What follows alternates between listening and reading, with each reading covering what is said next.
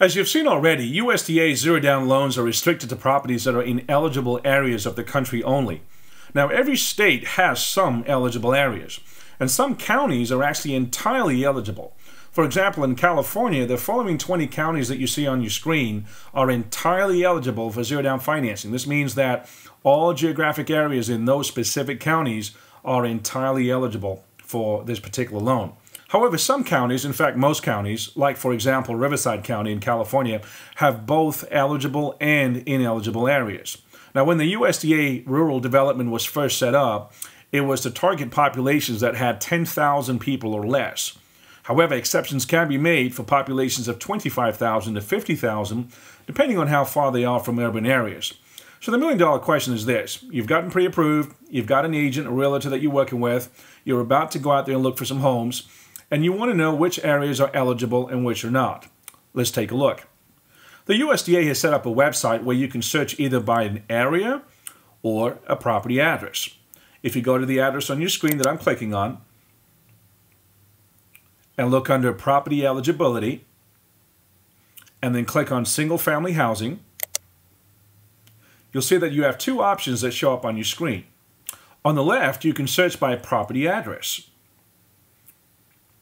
You type in the property address right here, and you click on Get Map, and the system will actually look that address up to see if it's eligible. And on the right, if you want to see more of a general area and get a feel for which areas around you are eligible and which are not, you would start right here to the right. Now let's try a property that's smack in the middle of an urban city like Nashville, Tennessee, that's unlikely to be eligible. So let's go take a look at this. 4431 Tyne Boulevard, Nashville, Tennessee, 37215. I'm going to go ahead and input that address into this little box. And as you can see, within a few seconds, the USDA eligibility map spits out the eligibility for that property. Now, it's a darkish orange color, and there's a clear note on there that says this address is not located in an eligible area. Now let's try this other address in what's somewhat of a more rural community in California. 4929 Canton Street, Yucca Valley, California 92284. I'm going to go ahead and input that address, click, and we can very quickly see that that particular property does fall in a lighter colored area, which means it's eligible.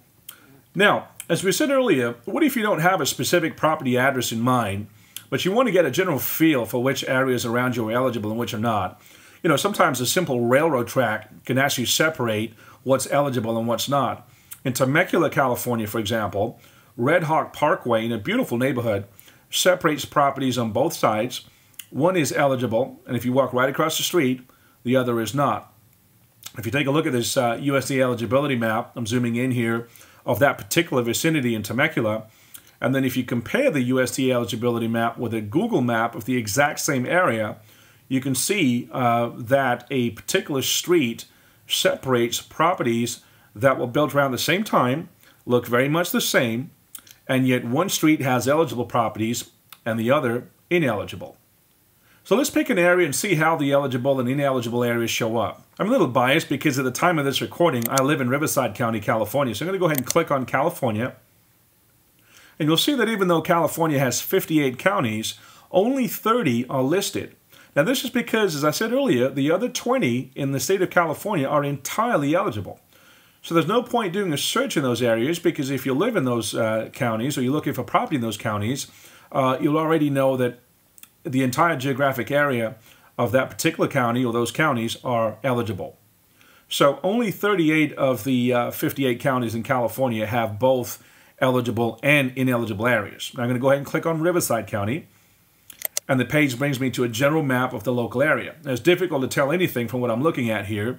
Now within the local area, I'm particularly interested in Sun City, California. So I use the zoom in button to zoom in. Now if I want to pan from left to right, for example, I just place the cursor on top of the map and move the hand around.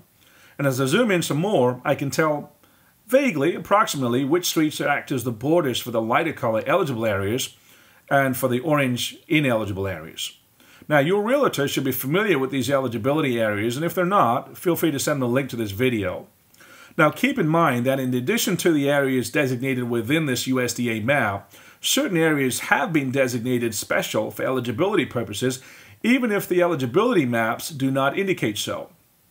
And that's for one reason or the other. Some of the areas that are under that category were previously involved in a disaster. For example, Hurricane Katrina. If you go to that link, the USDA has set up a section where they list the areas, the cities, if you would, that are eligible for USDA zero-down financing, even if the eligibility map doesn't indicate so. For example, in the city of Carbondale, city of Freeport, over here in Ohio, village of New Miami, 3 areas in Oklahoma. So you've watched a quick video tutorial here on how to use the eligibility map of the USDA, how to search by your property address, or via more of a general area search to see which areas are eligible and which are not, so that you can then later zoom in on specific properties and specific streets and areas.